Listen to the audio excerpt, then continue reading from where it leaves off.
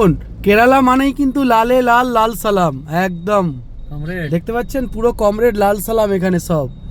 এবং এখানকার দেখুন এই যে কোনো একটা প্রোগ্রাম আছে, হ্যাঁ সব লাল।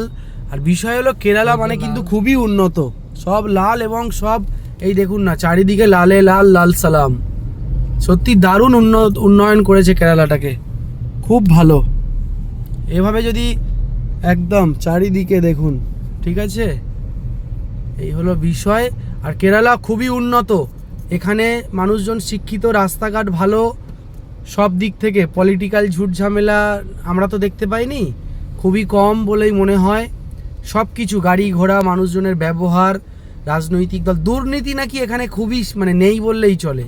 কেরালাতে একজন বাঙালি ভাই 27 বছর আছেন, ব্যবসা করেন, আমাদের এই উত্তরবঙ্গের দিকে বাড়ি। তিনি বললেন কেরালাতে দুর্নীতি নাকি একদমই, রাস্তাঘাট ইত্যাদি এগুলোতে খুব একটা দুর্নীতি হয় না। আমাদের তো পশ্চিমবাংলায় যেটা শোনা যাচ্ছে যে সরকারি যে ঘর, এই যে সরকারি ঘর আসছে, সেই ঘরেও নাকি অনেকে কেউ 5,000 চাইছে, কেউ 20,000 চাইছে, অভিযোগ আসছে। তো এই দুর্নীতিগুলোর বিষয় রয়েছে। তো দেখুন কত সুন্দর, দেখুন পশ্চিমবাংলায় ধলতা দিতে দিতেই শেষ হয়ে যায় আর কি, বুঝতে পারলেন না? ছোট কন্ডাক্টর, বড় কন্ডাক্টর, খুচরো নেতা, বড় নেতা, এই নেতা ওই নেতা করতে করতে ধলতা দিতে দিতেই শেষ।